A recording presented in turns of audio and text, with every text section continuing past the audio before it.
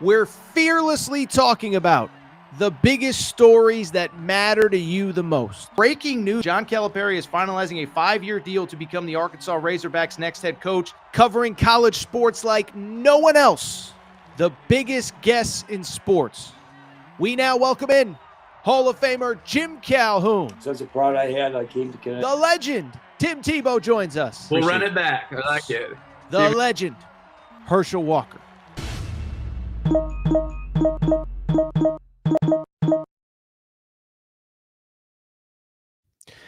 Welcome in, everybody. Monday night edition, Aaron Torres Sports Podcast. I'm your host, Aaron Torres. Hope everybody's doing well. Hope everybody's having a great day. It is great to be back from vacation. By the way, first of all, I hope everybody can hear me. I'm having some technical difficulties. I hope everybody can hear me. Get with me in the chat if you can. 2, just great to be back. I'll be real. It's always fun to get away. Feels like we missed a ton. I mean, we were gone. Like the College World Series was still going on. NBA Finals was going on. We had so much stuff that has happened over the last couple weeks. I am back. It's good to be back. By the way, unrelated to anything, Fort Lauderdale, Florida, most underrated city in all of America. I'm just sorry. It's a great city. It was a great vacation spot. But with that said, we got a loaded show today. So let's go ahead and dive into what we're going to talk about. NBA draft was last week. I know it happened. I know it's in the past, but I haven't had a chance to react to it. We're not going to get so much into the picks, but instead, ESPN. What were they doing? Malika Andrews calling Cedric Coward, Colin Cowherd, Stephen A. Smith, just way too much of him. We're already starting with the Cooper flags, only good because he's white thing. I mean, it was just an absolute train wreck. We're going to discuss all that. From there are a couple other basketball topics that I do want to go ahead and get to. One, Dawn Staley, I should say.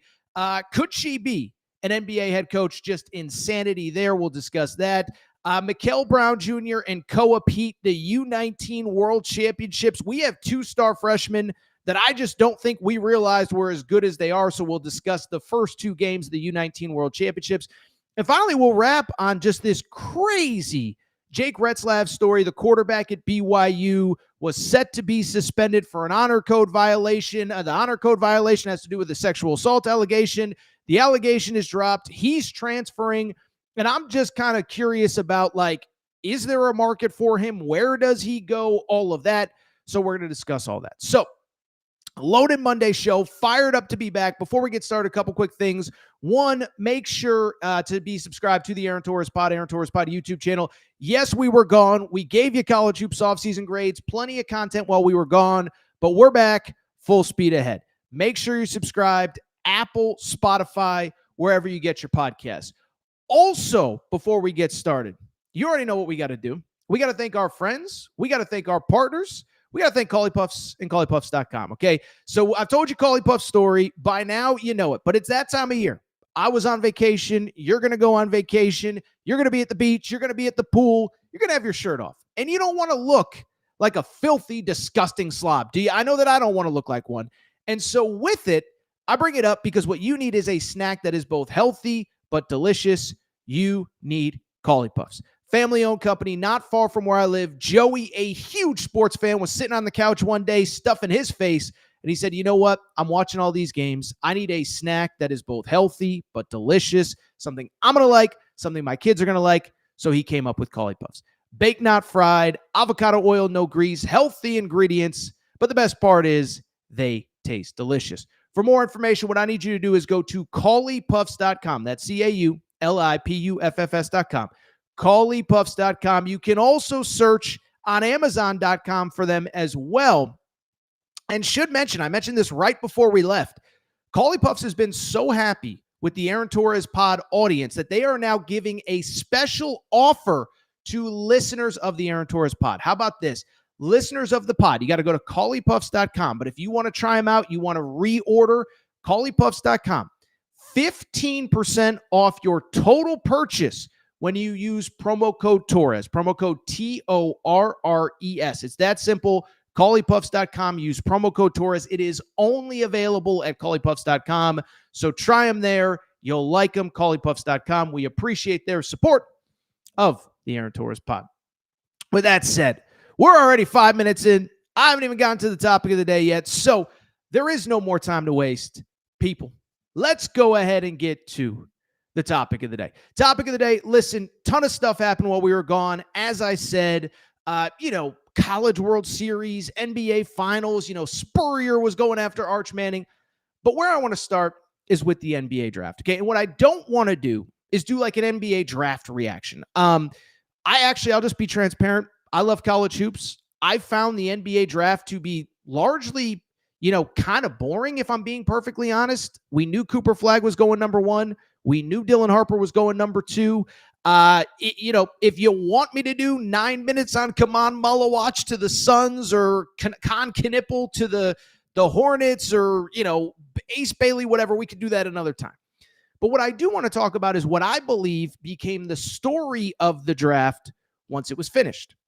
And that was the embarrassing, awful, frankly, unwatchable coverage courtesy of ESPN. And I'm not here to just criticize for the sake of criticizing, but this was so bad. And I thought it was an embarrassment to both the audience. I thought it was an embarrassment to the players. I thought it was an embarrassment to the company. And so with it, let's go ahead and dive in. But to me, ultimately, if you just want to know what went wrong, why it was so bad, how unprepared the staff was on set, how little information they had, all you needed to do was wait for the 11th pick in the draft. Producer Matt, you can get that sound ready. Not yet. I'm going to set it up. Cedric Coward. Okay, so Cedric Coward was maybe the best story in the draft. D3 guy, transfers to Eastern Washington, then goes to Washington State. Even as recently as literally a month ago, entered the transfer portal and thought he was going to Duke and was just testing the process for the sake of testing it. Then he rises up draft boards. Everybody's excited about him. We find out that basically he's not going to Duke because he's going to go in the lottery of the NBA draft. His moment comes. Portland is on the clock. Here's what happened next. So the Portland Trailblazers select Colin Coward here. This is a young man with the ultimate bet on yourself story. So there you have it. Colin Cowherd headed to the Portland Trailblazers, technically the Memphis Grizzlies because they traded the pick. But listen, to me, that is just a metaphor for the entire draft and everything that happened on draft night. Again, an unprepared staff, an unprepared whatever, don't have their facts straight. And I thought it led to just a piss poor product overall because, again, I was on vacation, but I was watching the whole thing, and it was surreal to me to see how bad it was. Now, a couple things. One, I don't even totally blame the on-air talent for all of the mess-ups that they had throughout the night and really into the second night. Why we're doing 2 nights of an NBA draft, that's another conversation for another day. But I only bring it up because I don't even fully blame them, right? Most of the people on that set were coming off covering the NBA Finals. In other words, they are immersed in all things finals, Thunder Pacers for whatever, 2 straight weeks. And now 72 hours later, you got to know about the point guard from Duke and the backup forward from Yugoslavia. Like, it doesn't make sense. And I think that was my biggest first issue with the NBA draft coverage, is that there just weren't enough people that knew what they were talking about. Okay, I was thinking about this, okay? So I watched the ESPN coverage. It was Malik Andrews, Andrea Carter, Kendrick Perkins, and Jay Billis, okay? The other channel had, I don't even remember who the host was, maybe Kevin Nagandi. It was Stephen A. Smith, and it was Bob Myers. So that's, what did I just say? 7 people on set, and one of them knows college basketball. Like, whatever you think about Jay Billis, one thing you can't deny, Jay Billis cares about college basketball, likes college basketball, follows the sport, knows the players, whatever. Everyone else on that set literally doesn't know anything about college basketball. Now, I know Andrea Carter did some game day stuff, but I'm not trying to be disrespectful, but let's be real. When a big college basketball story breaks, no one rushes to their phone to see what Andrea Carter said about this hiring or this firing or this recruit committing. I'm not trying to be disrespectful. It's just a fact. Kendrick Perkins knows nothing, not because he's supposed to, like, he's an NBA guy. It's not his job. And so I'm not saying that you shouldn't have people that can give context on the NBA and what these picks mean. But what I'm also saying is, can we get literally anybody that knows who these players are, what they do well, what they don't do well, right? Because think about the NFL draft. You have the NFL guys, the Louis Riddicks, the Dan Orlovskis, the whatevers, but then you have the draft experts that actually know the guys. Mel Kiper Jr., there's a young guy, Matt Miller, maybe is his name. I can't remember off the top of my head. But they have people that actually know the players. So you get some evaluation on the player, the team fit, whatever. In the NBA, it was just pick is in. We don't know anything about him. Maybe we're going to get his name right. Stephen A is going to yell, and we're going to move on to the next one. And it's like, can we get somebody that knows college basketball? Fran Fraschilla is the best analyst that they have on staff at ESPN. He did the draft for years. There's no reason he should not be on the draft coverage. Jimmy Dykes. I know not everybody likes Jimmy Dykes. I think he's awesome. My opinion, not yours, doesn't have to be. Can't say Jimmy Dykes doesn't know stuff about Janai Broome and Trey Johnson and Adu Thero and Kobe. Like, Jimmy Dykes, get him on. What's he doing? Sean Farnham, just the same. And so that was the frustration. You don't have enough people who know college basketball. What is the point of having a draft where you're trying to feature these guys, where you're trying to get everybody to know who these people are, when you don't have anybody that knows anything about them? So that's one. Two, I'll say what everybody else said after draft night. Do we need Stephen A. Smith out of everything? Okay. And listen, I'm not one of those people that it defaults to Stephen A's terrible. Like, I'm not jealous. Good for him. He's making a ton of money doing, talking sports. That's fine. I'm not upset. I'm not jealous. I don't care. But at the same time, do we not agree that he's spread pretty thin? Is anybody out there sitting there saying, like, I don't think we have enough Stephen A. You know what we need in this? More Stephen A. He's on First Take for 10 hours a week, has a Sirius XM radio show. Beyond that, he was on the NBA Finals coverage wall to wall. I didn't even think he was good on the NBA Finals coverage. He was the guy that was playing solitaire during whatever it was, game 4, game 5. And so if you're going to have him on, have him on stuff that he actually can give context to. It's not Stephen A's fault. He's not a college basketball analyst. We don't need him on there, again, breaking down Con Knippel to the Hornets or Liam McNeely or Yegor Demon or whatever. He doesn't know who these people are. Get him off the set. We don't need him on everything. And then finally, let me say this, okay?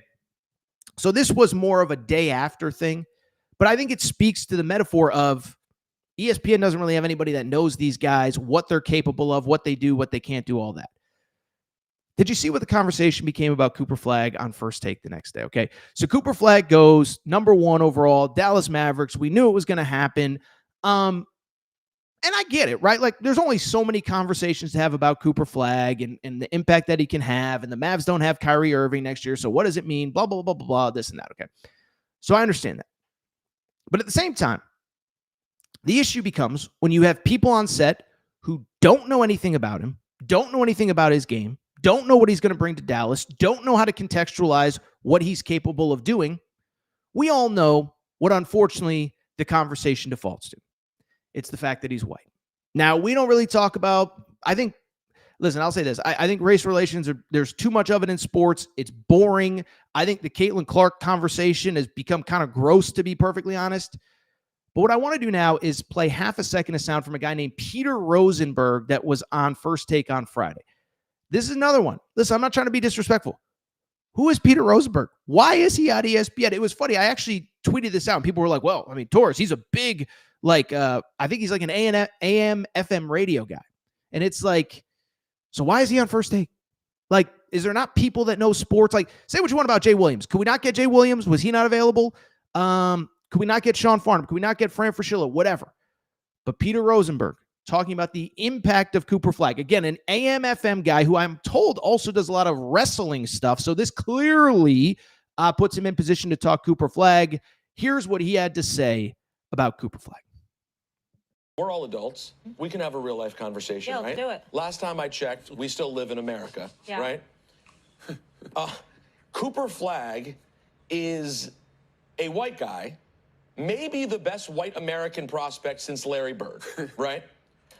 Let's not act as if we don't live in America and we're not seeing what's happening with Caitlin Clark in the WNBA. Cooper Flagg is going to be an instant impact player in the NBA. I think Danny will agree. He is ready to go. That kid could play right now. If he's nearly as good as people expect, I think when it comes to intrigue, actual intrigue that people are talking about day to day, no one's going to be more intriguing, get more eyeballs than what Cooper Flagg's doing in Dallas.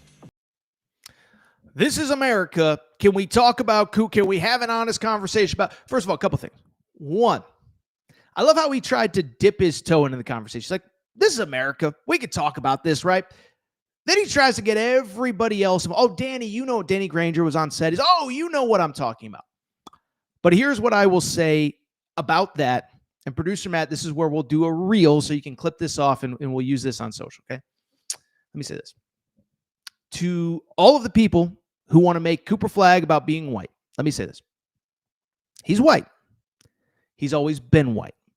Unless something crazy changes, he is going to be white when he wakes up tomorrow. I'm here to tell you, as somebody who has covered him, watched him, followed his career, it is quite literally the least interesting thing about his game. I'll take it a step further. If the only way that you can contextualize Cooper Flagg's talent is by, one, comparing him to Larry Bird, and two, talking about him being white, you are not qualified to talk about sports on TV, because there are a million ways to talk about Cooper Flagg or any of these guys without bringing up race, without bringing up this, without bringing up that. And here's the other thing that kind of drove me crazy about this one specifically. The argument that this guy tried to make didn't even make sense, okay? So think about this, because what was the argument? Essentially, Caitlin Clark is only popular because she's white, and Cooper Flagg could follow in her footsteps. First of all, that's the dumbest thing I've ever heard, because WNBA has been around for, 30 years at this point, 25 years, whatever it's been. They've had a lot of white superstars, Rebecca Lobo, Sabrina Ionescu, Sue Bird, Breanna Stewart. None of them have broken through like Caitlin Clark. So Caitlin Clark being popular has very little to do with her being white, and very much to do with her game, her style, how she plays, how she shoots, 25-footers, etc. But here's the other thing. With Cooper Flagg, like I said a minute ago, last time I checked, he's been white, and here's the other thing. He was white at Duke as well. And I got to be honest, I don't think he really broke through all that much at Duke. Like, it's crazy for me because I'm a college hoops guy. I love college hoops. But I was kind of expecting the Cooper Flagg thing to be bigger over the course of the college basketball season. It's kind of wild to me. Number one team, Duke, white dude, it didn't really pop. And I think part of it is because Cooper Flagg doesn't really say all that much, doesn't have much of a personality. I think it's because of the fact that his game, I think, is nuanced. Like, it's not dunking like Zion. It's not three-point shooting like Caitlin Clark. Like, you have to watch him day in and day out to appreciate it. But if he was going to break through solely because he was white, I'm pretty sure it probably would have happened when he was at Duke. But it didn't. And so let's nip this in the bud before we even get there. If Cooper Flagg is very good, we will watch him. We will be intrigued. We will celebrate him. But it'll be because he's good. No different than other guys that aren't all that interesting personalities that are dominating the NBA right now. Shai Gilgeous-Alexander, Nikola Jokic, et cetera, et cetera. And if he's not good, he'll be another bust. Anthony Bennett, Michael Oluwakandy, whatever. But I'm sorry, we're not going to be talking about him solely because he's white. It's the dumbest thing I've ever heard. And if that is the only way that you can contextualize Cooper Flagg, sorry, you're kind of an idiot that shouldn't be talking about sports. All right. Torres is fired up. Like that one, I don't know if anybody else was into that one, but I'm fired up after watching that lousy draft coverage. Yes, by the way, IG in the chat says Zion was way more popular. Yes, he was. Because guess what?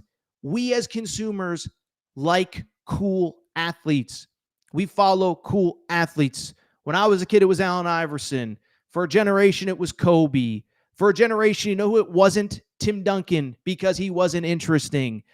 In women's basketball, we have Caitlin Clark. By the way, I always say this. You know who was the biggest star in sports when I first started watching sports? Ken Griffey Jr., baseball player, because he was cool as hell and everybody wanted to be him. And so this notion that we're only going to like Cooper Flagg because he's white, it's the dumbest thing I've ever heard, and I absolutely hate it. All right, so what we're going to do, we're going to take a quick break. I'm fired up, man. I don't know. I feel like I'm just on fire right now. What we're going to do, we're going to come back. When we do, I do want to talk about a few other basketball stories. One, Speaking of fired up, Dawn Staley reportedly spoke with the Knicks. Yeah, I think that would be a train wreck. We'll discuss that. Also, we will do a little of our standard college hoops. That is because the Team USA U-19 team is over in Switzerland. I can't lie. There's a couple players on that team through 2 games that have been way better than I was expecting, and I am anticipating that it is going to, frankly, kind of put college hoops on its head next year. We'll also get to the Jake Retzlaff story, which is wild. All of that. Busy show. Great to be back. Quick break. Be right back. All right, we're going to get back to the show in a minute, but before we do, I have so many people that reach out and say, Torres, you give me hours and hours and hours of free content every day, every month, every year.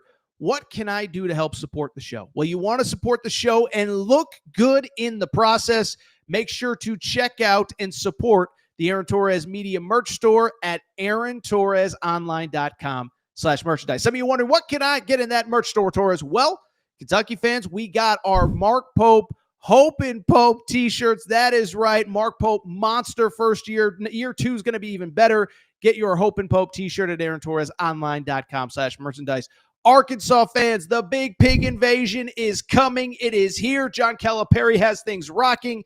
Get your Big Pig Invasion tees. Again, aarontorresonline.com/merchandise. St. John's fans, we have our Big Rick Energy t-shirts. And if you're just a college basketball fan in general, guess what? Your March is for Day Drinking shirt. That is the shirt that you need year-round, but especially for the next NCAA tournament. You can order yours now. By the way, football fans, we got you covered too. Auburn fans, we already know the freeze warning has hit the plains. Make sure to get your freeze warning t-shirts. Also, Nebraska fans, new era, new rules, the t-shirt that you need before the start of this coming season. And oh, by the way, if you're a Colorado fan, if you're just a Coach Prime fan, we have our Dion shirts and hats, more of them than we know what to do with. So to check out the full line of Aaron Torres Media merch and also support the show, good news is we're going to have even more for the fall. Check out the Aaron Torres Media merch store at aarontorresonline.com/merchandise. And for more information, you can always reach out at Aaron Torres Podcast Questions @gmail.com. All right, everybody. I'm back. Good to be back. So, a couple things. One, first of all, appreciate everybody listening on a Monday in June. We're rocking and rolling. We're going to take you through the holiday. Then we're going to start ramping up with football. We appreciate everything that you do for this show. If you're in the chat, do me a favor. Click that like button. Make sure that you're subscribed because we are rocking. We are rolling. We got a lot to discuss. So let's continue the conversation. So yeah, we obviously, anyone that listens to this show knows the deal. We don't talk a ton of NBA. Is what it is. Not our cup of tea. You guys don't care, whatever. But there's an interesting story with a college twist that I think is at least worth discussing here on a quiet Monday in June. So the New York Knicks have had a head coaching opening for over a month now.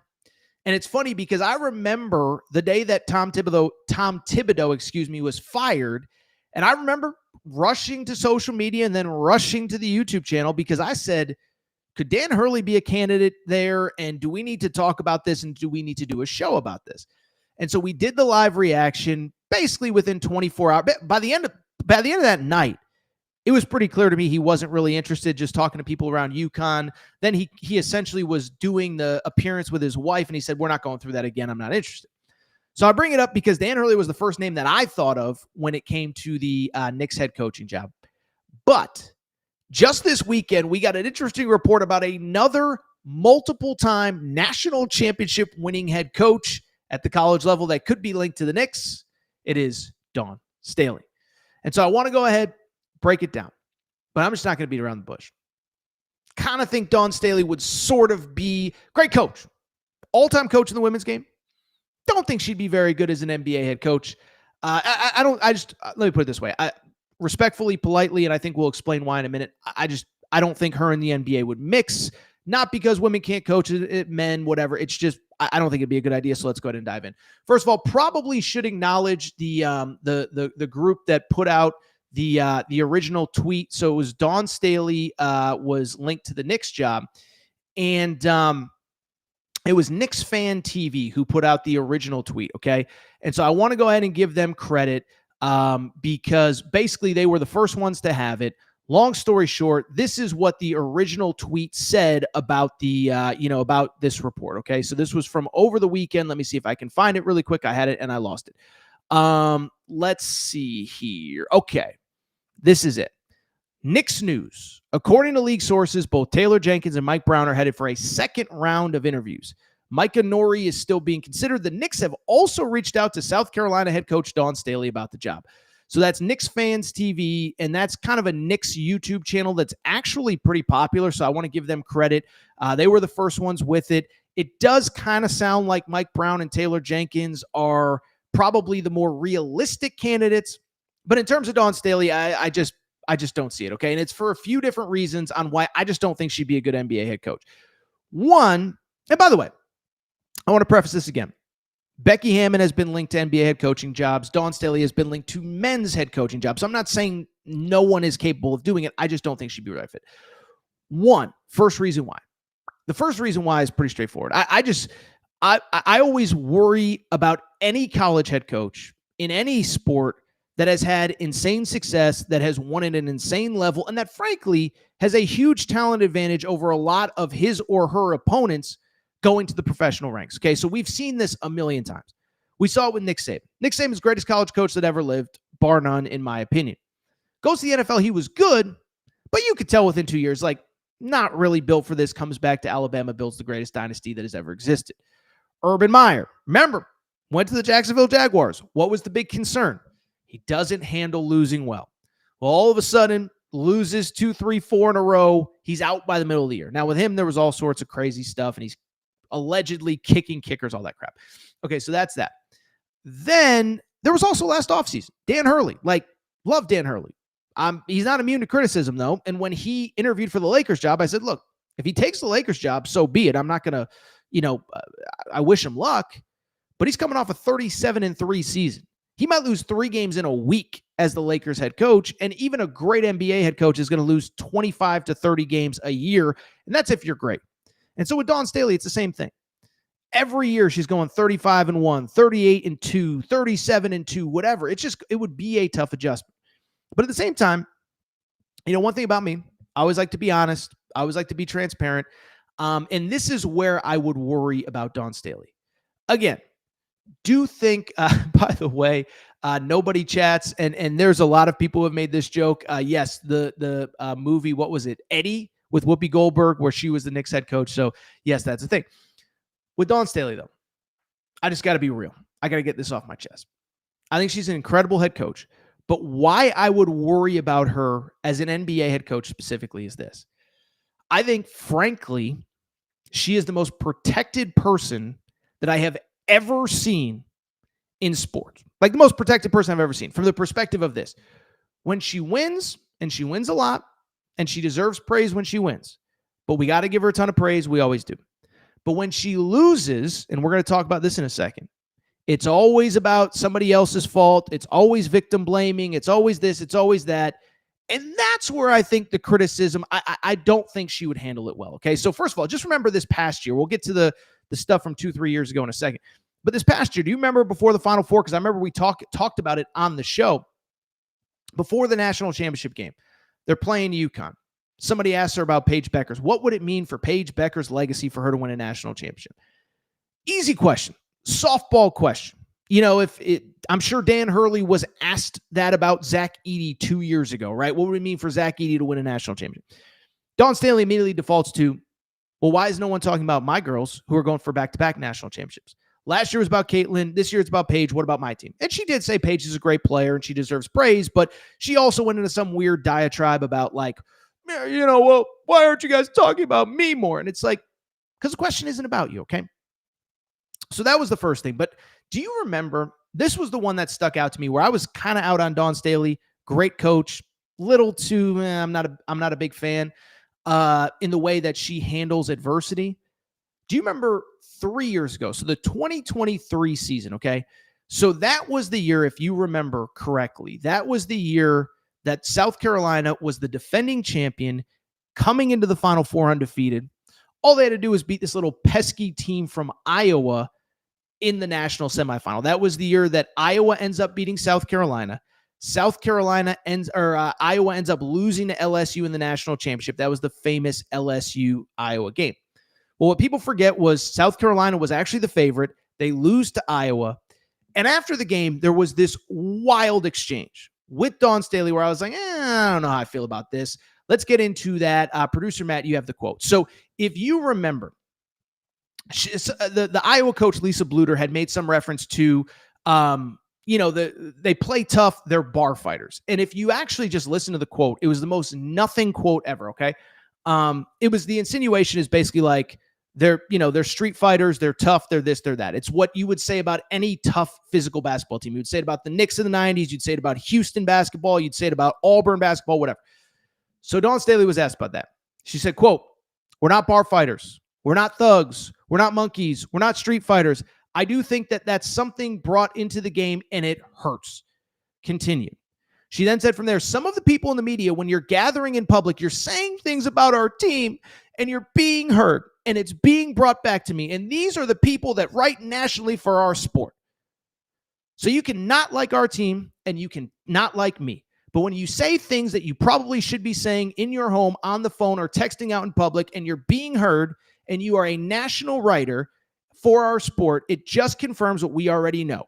So watch what you say when you're in public and you're talking about my team in particular."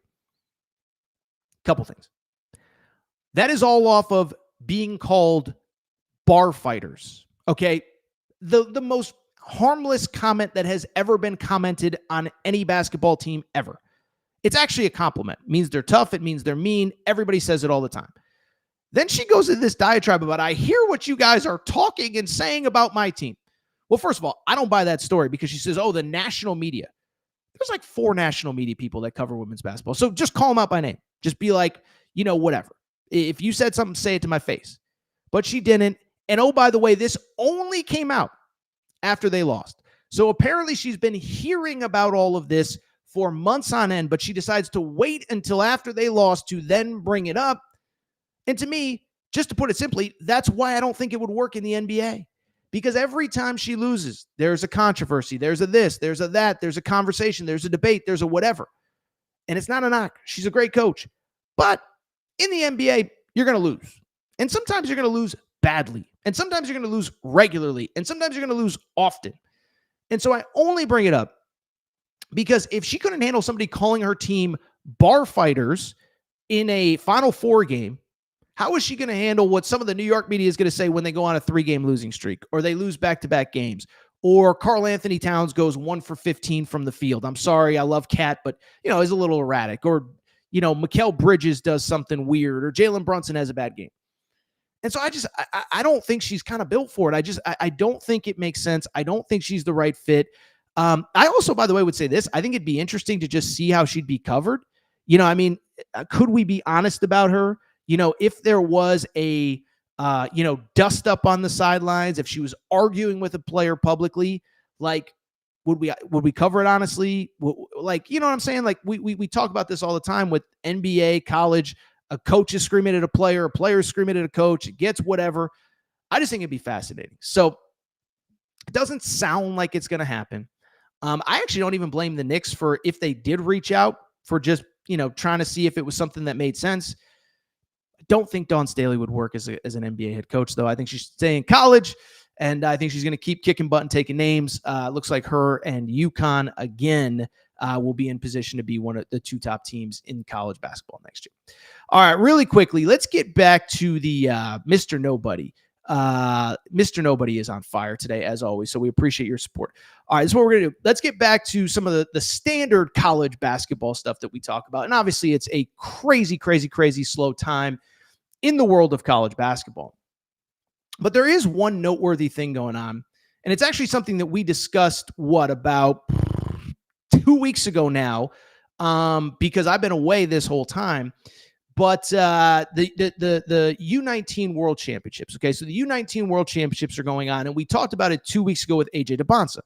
All the reports out of the early camp was that A.J. Debonsa was just destroying everybody, and he was picking up full court, 94 feet, 13 straight points to end one scrimmage, something like that.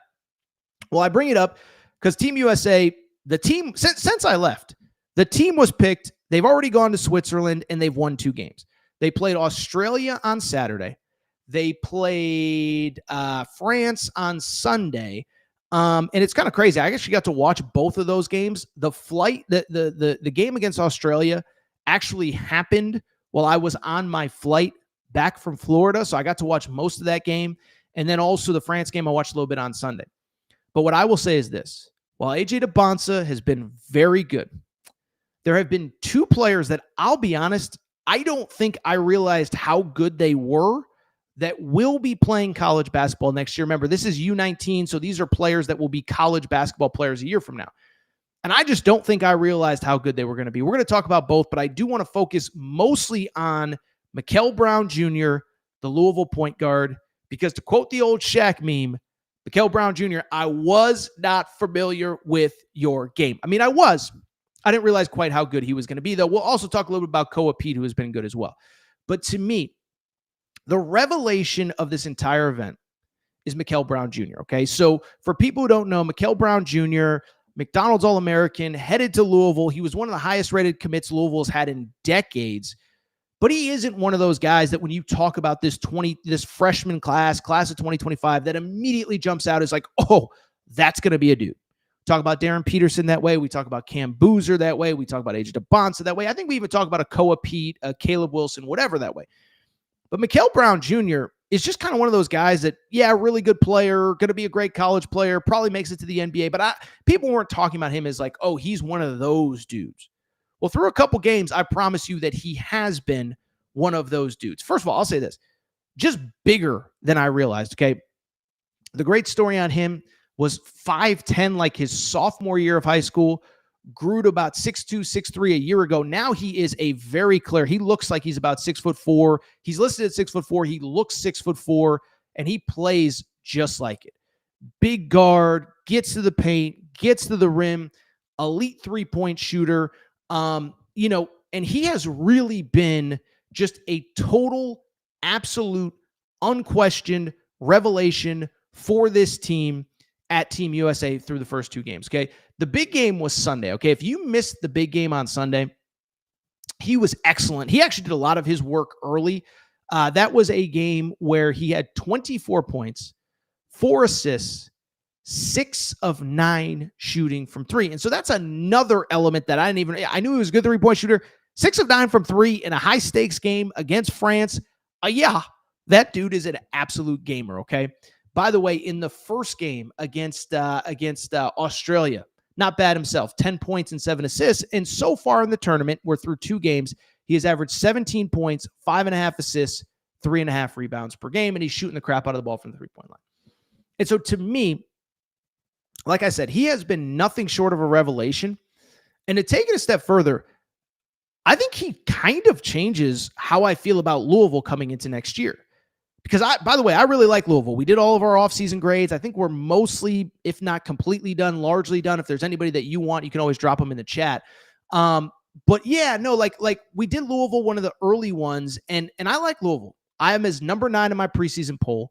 I have them as my ACC favorite going into the year. And this stuff's always subject to change. Maybe something happens, whatever.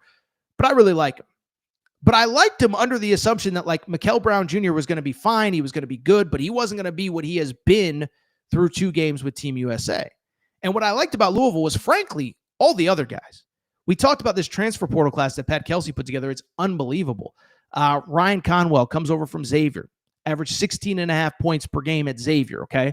I've said it before. He's about 6'3", 6'4". If that guy was 6'6", he'd be in the NBA right now. He would have been drafted this weekend, if not earlier. Isaac McNeely, 43% 3-point shooter, probably the best 3-point shooter in the portal this offseason. Virginia's leading scorer last year. He too is headed to Louisville. And then Adrian Woolley, who we've talked about many times, came from Kennesaw State, is from Tuscaloosa, Alabama, entered the portal. Everyone presumed he was going to Alabama. He ends up at Louisville, and that speaks to how good of a recruiter Pat Kelsey is. And he's another guy that I think, to me, is going to be an NBA-type player. But what I was not anticipating, should mention, by the way, I like the front court pieces as well. Javon Hadley got the extra year of eligibility. By the way, while we were gone, Ali Khalifa, if you remember him, he was on Mark Pope's last BYU team. He got another year of eligibility. And then also Pryor. I always say his name wrong, so I'm not gonna. Is it Kashawn? Is it Kayshawn? Is it Kasan? I always mess up his name. I like all those dudes though. But the one thing that I thought was like, who's going to be the point guard? Is it going to be Woolley? Is Mikel Brown Jr. going to be forced in as a freshman? Is he going to be ready? Well, based on this Team USA stuff, and I know you don't want to overreact to one game, I think he's ready, and I think he could be like one of the best point guards in the ACC. And so if you now have an NBA caliber, lottery type talent at point guard, I'll be real, I think it changes the entire trajectory of the season. Now, I'm not saying they're going undefeated. They got the tough schedule, Kentucky early. They got Tennessee, I believe, on a neutral. They play at Arkansas. But you're talking about a 6'4" lead guard, NBA size, NBA length, great three-point shooter, 24 points in the last game, 7 assists in the first game. That is the kind of dude that, like, as the season goes on and he gets more comfortable, if he is playing up to that potential with Ryan Conwell, with Isaac McNeely, with Adrian Woolley, with Javon Adley, with Ali Khalifa, I think all of a sudden we got a great team in Louisville, and I think a team that can really contend and do some special things. So that's interesting to me. By the way, I'd say this, like, great for the ACC. I think the ACC has been for far too long just desperately holding on to Duke and North Carolina and hoping that they're both great. And you have a season like last year where North Carolina kind of sucks and it drags down the whole league. Well, now Louisville, Pat Kelsey proved in year one, totally legit. You got Will Wade at NC State. You got Jay Lucas at Miami. I'm not saying all these guys are going to be unbelievable, but I think these programs will be better. You still have Duke. You still have Carolina. And I think Louisville's coming for blood. I really do. I love Mikel Brown Jr., and I love what I've seen from him. He is, I'll just be honest, he's better than I thought he was going to be. I thought he'd be good. I didn't think he'd be this. Really quickly, probably should mention, Koa Pete has been awesome as well. Okay, so, and by the way, like, Debanza has been really good too, but Debanza we thought was going to be good. But Koa Pete is another one that I think has been a revelation. Now, yesterday or Sunday's game, he struggled with turnovers. But this was a guy, and we've talked about him, you know, he's an interesting story because for a few reasons. He's been so good for so long at the high school ranks that I think he's kind of gotten overlooked. Like, I've told the story a million times, but I went to a camp, the Pangos All-American camp, when he was coming out of 8th grade. And he was there with Jalen Duren, with Derek Lively, guys that have been in the NBA. Jalen Duren reclassed and actually played college basketball a few months later. And Koa Pete went as an 8th grader. And he wasn't like the best player there, but he more than held his own. Just a lot of dudes that were there. Liam McNeely was there. I think Colin Chandler, who's now at Kentucky, was there, on and on. So he's been around forever. You know, he stayed at his local high school, which I think probably has something to do with it. He didn't go to a Montfort. He didn't go an IMG. So he had national showcases, but maybe not at the level of, again, a Cooper Flagg, a Darren Peterson, or whatever. But he's been awesome in these two games as well. 17 points in each of the games, including 8 of 12 shooting on Sunday.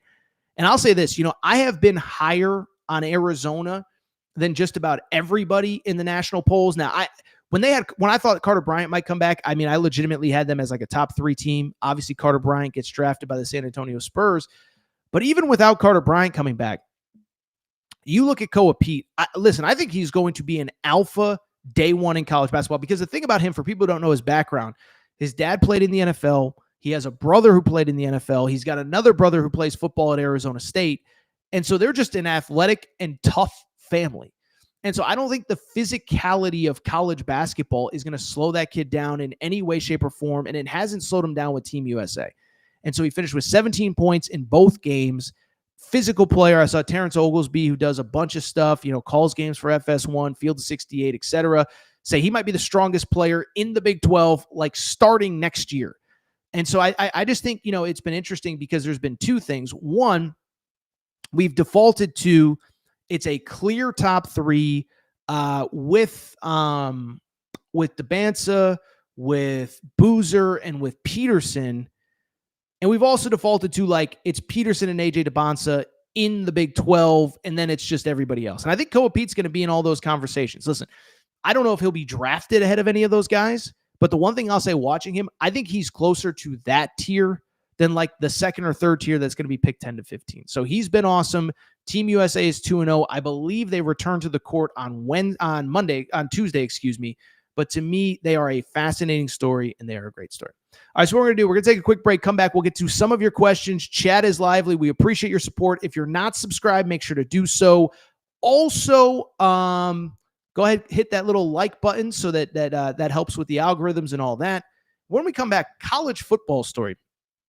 Jake Retzlaff, former BYU quarterback, wildest story that I can remember in a long time. What's going on? Could he end up somewhere else? Will anybody take him? Quick break. Be right back. What's up, everybody? It's AT, and I've told you before, when I'm on the road, when I'm podcasting, sometimes you end up looking like a slob. Look at me, mismatched socks. I'm wearing shorts. What am I doing? The folks at Firebox said, Torres, let's get you some fresh gear to look better when you're on camera. Well, what do you think? This is all part of the spring collection for Firebox. These jeans, perfect when I want to go to games, casual, serious, business casual, you name it. Got the quarter zip. And oh, by the way, we got this perfect zip. This is the perfect spring, summer zip that you can wear when you're out with friends. Maybe it gets a little chilly. Maybe it's a little chilly in the morning. Perfect for all occasions. So this is what I need you to do. If you like what you see, and you should, what I need you to do is visit Firebox.com. That's Firebox.com, F-I-O-B-O-C. By the way, Firebox has a special promo code for listeners of the Aaron Torres pod. Use promo code Torres and get 20% off your purchase. Thank you again to Firebox. By the way, make sure that you're following them on social media at Firebox, F-I-O-B-O-C. Thank you, Firebox. All right, everybody. I'm back. Good to be back. Final segment of the show. So good to be back. College football is coming, people. SEC Media Days, I believe, start not this coming Monday, but the following one. Saw the schedule came out for Big Ten Media Days, which apparently are going to be in Vegas this year. Today, though, the focus is the Big 12. So this is just an absolute fascinating story involving BYU quarterback Jake Retzlaff. Okay, so I think, if you're listening to a show like this, you probably remember, but BYU, really good last year, okay? They started 9-0. It's easy to forget this now, but they start 9-0. I mean, there was a moment in time where it's like, not only are they going to be in the playoff, they're going to have a first-round bye because remember last year the byes went to the top 4 teams in the rankings. And so they start 9-0. They're playing really well. They have this quarterback named Jake Retzlaff who's just kind of, he runs, he throws, he makes passes. He's a little bit erratic, but they're 9-0. Who cares? Bring it up because as the season unfolds, they end up losing 2 of their last 3. They don't go to the Big 12 championship game. They were out on a tiebreak, but they go to the bowl game. They destroy Colorado. Remember, that was the last game of the Travis Hunter and Shedeur Sanders era. And there was just a lot of enthusiasm about BYU football. I mean, I was on campus, 4 or 5 weeks ago, and you could feel the excitement about that football team in addition to the basketball team because they had a lot coming back off a team that was good enough to win the Big 12. I'll be real. This is a completely different conversation for another day. I kind of thought they had a stronger playoff argument as an at-large than some of the teams that were on that bubble. They beat SMU. They had a couple nice wins, no real bad losses. I don't remember all the argument now. It doesn't really matter. The point I'm trying to make, a lot of enthusiasm about BYU football. Then, it was about 5 weeks ago, and I know the exact date because it was the day that we dropped our AJ DeBonsa interview. And I was so excited. We spent so much time. We flew out there. Producer Matt did an unbelievable job getting everything ready for it. But we dropped it the same day that there was a report out about BYU quarterback Jake Retzlaff. Now, we didn't talk about it at the time because it was a kind of a complicated legal situation. We also had plenty of BYU content at the time. But essentially, the story was that the star quarterback of BYU was accused of sexual assault. By the way, I should mention, I don't mean to make light of anything, but, can be considerate of who's listening to this segment. If you're in the car, or if you're with children or whatever, we're going to talk about some pretty serious stuff here over the next few minutes. But so Jake Retzlaff was accused of sexual assault. And what became interesting about it, it's a civil case, it's whatever, it becomes public. And what became interesting about it was that, like a lot of sexual assault cases, not here to pick sides, not here to whatever, but it became kind of a he said, she said. And everybody kind of agreed that both were in the same room at the same time and that something happened. But of course, Jake Retzlaff, his argument was this is consensual, and she said that it wasn't. Now, why it's especially interesting, why we are talking about it today is because in a story that is essentially totally unique to BYU, even if a criminal act was not committed, the immediate question that I think a lot of us asked, I know myself, I asked it. I know there's other people across the landscape that were kind of asking the same question is, even if it was consensual sex, doesn't it break the BYU honor code? And again, I think everybody knows the deal, but BYU, it's a Church of Latter-day Saints school. Students have to abide by the honor code. If you're not married, no premarital sex, no alcohol, obviously no drugs. Producer Matt can attest to this. You can't even get a cup of coffee on campus. And I'm not here to judge. That's the religion. I respect it, whatever. But the honor code is a very serious thing. And so even if Jake Retzlaff did not commit a crime, he broke the honor code. And so the question was going to be, you have this team that's good enough to make the college football playoff this year, win the Big 12 with a returning quarterback. Would he be able to play this year after this allegation came out? Because again, even if it wasn't a criminal act, he apparently, by all accounts, broke the honor code. Well, we got several updates over the course of the last couple days that are worth discussing. They all kind of came at once, but I think it was sort of intentional, for lack of a better term, okay? So we find out over the weekend that Jake Retzlaff, because at minimum he broke the honor code. Now we'll get into the legalities of it in a second, but because of minimum he broke the honor code, he was looking at a 7-game suspension. So essentially more than half the year for breaking the honor code, independent of what happens in the actual investigation. Fast forward. Sunday night, there's a report from Pete Thamel, and it had been in circle, people knew it was coming, that Jake Retzlaff, who only has 1 year of eligibility left, said, I ain't sitting out half the year. I may have broken the honor code, but I didn't break any laws. I'm entering the transfer portal. Now, I put out a tweet. It was a little misleading, so I deleted it, whatever. But I bring it up because he enters the transfer portal. It becomes a two-pronged question. Does anybody want him while this investigation is going on, and where could he possibly end up? And then, poof, on Monday, both sides decided to dismiss this case. And so now the case has been dismissed. He is no longer under investigation for sexual assault. Now, I'll let the lawyers argue about it, privately. I see some lawyers saying that just because it's dismissed doesn't mean that he's innocent. It doesn't mean that she dropped the charges. It just means that they both mutually decided to dismiss it. But it does lead to an interesting question of the timing of everything, why things happen in the order that they did. But then most importantly, is there a spot for Jake Retzlaff somewhere? And are people going to recruit him coming off of these allegations and this investigation? Now, listen, I'll say this in terms of the timing of everything. Okay. So I'm just going to be real, and we're going to go deep into the dark web of the internet right now. There are not reports. There's like internet chatter, but I want to bring it up because it's a conversation in the BYU community. There's conversation that, maybe this woman, was like, I don't know how to put this delicately, but basically it was all a sham to get him off of the team in the portal and away from BYU. I'm not saying that's what happened, but I am saying that is a conversation that is happening.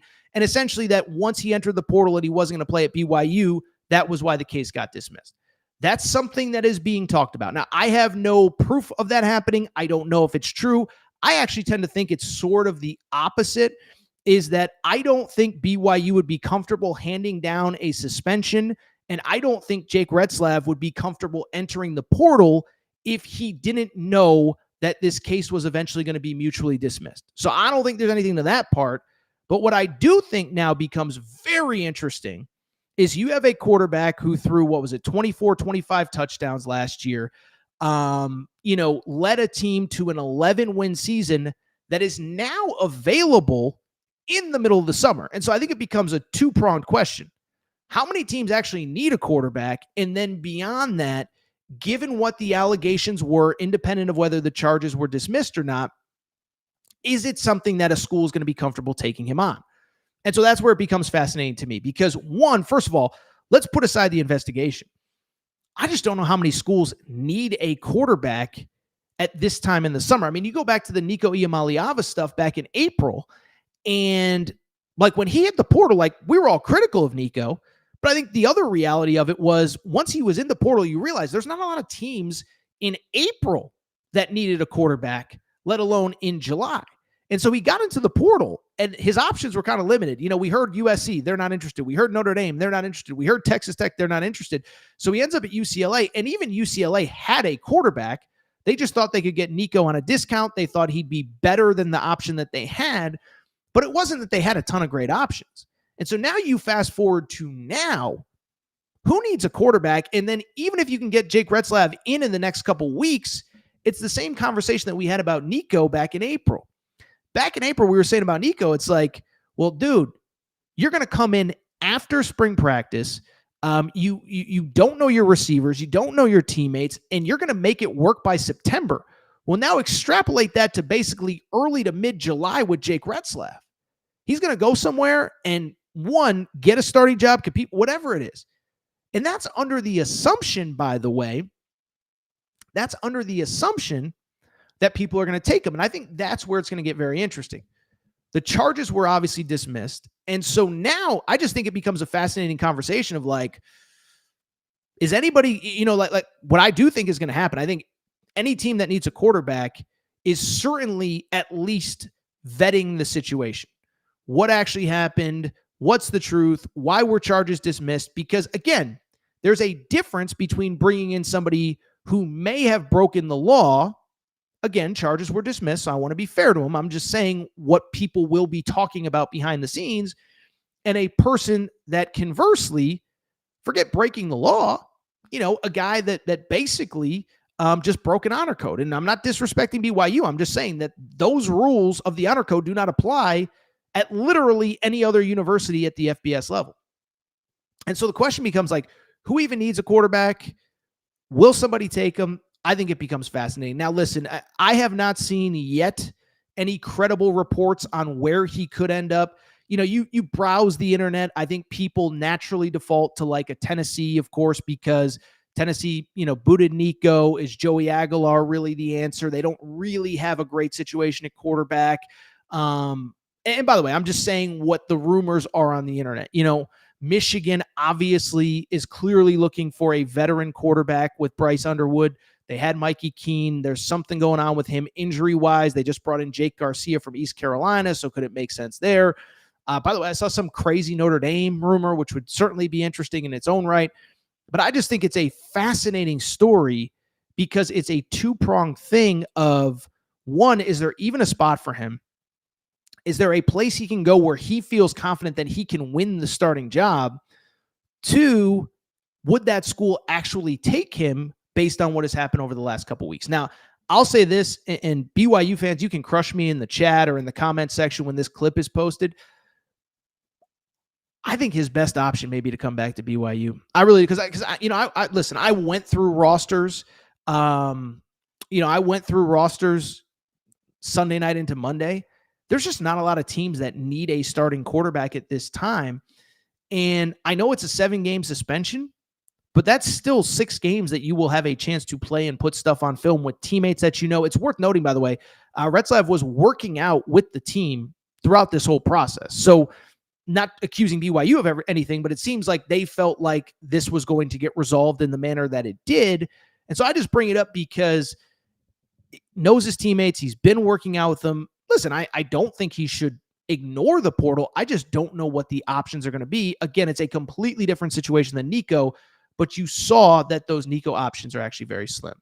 So with that said, yeah, I don't know what else there is to say about all of this, but it is a fascinating story. It is something to follow. By the way, our Torres on BYU page will have everything going on with the quarterback battle. We've already had posts about the backups and what you need to know. It's a crazy story, man. It's a crazy story. It sucks that we have to talk about it in this manner, but it's an important. I mean, we're talking about a team that was going to be in the top 20 to start the season that now, at least as of now, just lost their quarterback. And it's not like losing your quarterback to the portal on December 11th. I mean, we're talking about July 1st. We're talking about media days in a week or two, and we're talking about fall camp opening in 2 or 3 weeks. So crazy story. We will monitor it, and I think it'll be fascinating to see if anybody is intrigued enough to take Jake Retzlaff. All right, I'll tell you what. I think that's it for this episode of the Aaron Torres Pod as my light goes out as I'm literally recording. So maybe that's a sign that we need to get out of here. Look at this light. Oh, my goodness gracious. Tell you what, I'm going to go ahead and get out of here.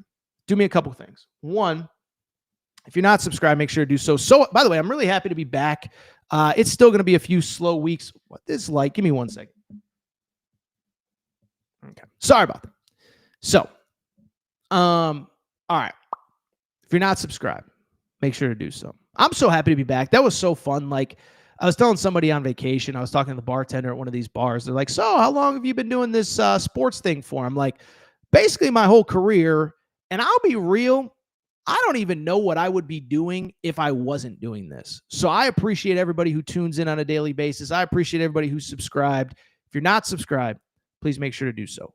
Apple, Spotify, YouTube, wherever you get your podcasts. If you see the podcast link at the top of the YouTube chat, do me a favor, make sure to subscribe there as well. Make sure to rate and review the pod on Apple and Spotify. Give us a quick 5 stars. And other than that, I think we're about to get out of here. Great first show.